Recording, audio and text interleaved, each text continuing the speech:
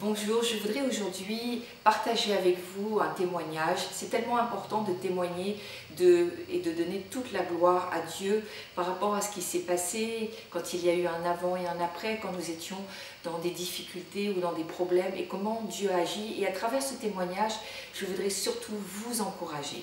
Voilà, je vais lire avec vous ce beau témoignage qui nous vient donc d'Emmanuel.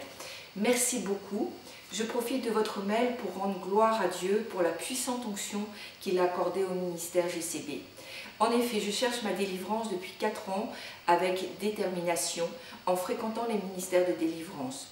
J'ai subi à l'âge de 3 ans une maltraitance de la part de ma grand-mère qui a plongé mes 2 mains dans une bassine de neige et les a maintenues dans ce froid pendant de longues minutes.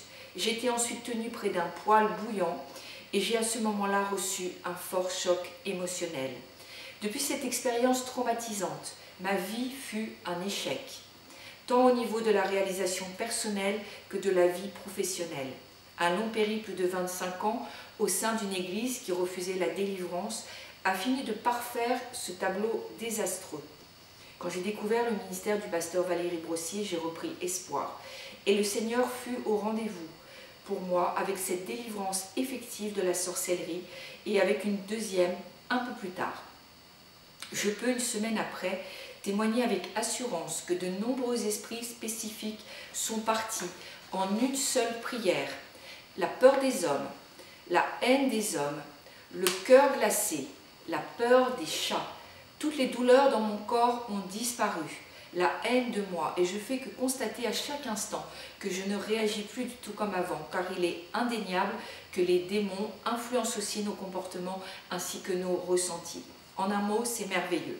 Vous pouvez diffuser ce court témoignage car je suis une fervente plébiscitrice de la délivrance pour tous et en tout temps, ayant été tellement privée de cette grâce qui était prévue par notre Seigneur.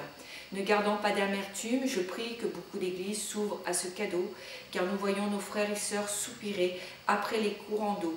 Soyez tous richement bénis, toute l'équipe de GCB. Voilà, j'ai voulu partager avec vous ce témoignage et je voudrais vraiment vous encourager à travers ce qu'Emmanuel raconte et ce qu'elle a subi à l'âge de 3 ans. Je voudrais vous dire que c'est là, nous y voyons et j'y vois un rituel initiatique à la sorcellerie.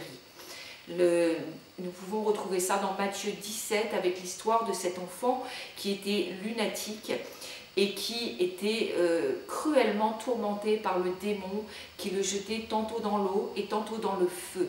Et quand il est question d'être cruellement tourmenté, je crois que vraiment c'est ce que les démons cherchent à faire.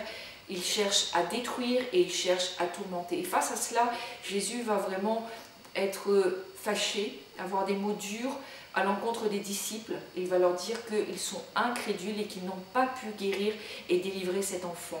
Et je crois que c'est malheureusement le problème de beaucoup d'enfants de Dieu face à l'incrédulité dont nous parle d'ailleurs Emmanuel après son expérience, l'incrédulité peut-être des églises, des pasteurs, des responsables, peut-être l'incrédulité aussi des chrétiens, alors que nous avons reçu cette autorité pour la délivrance.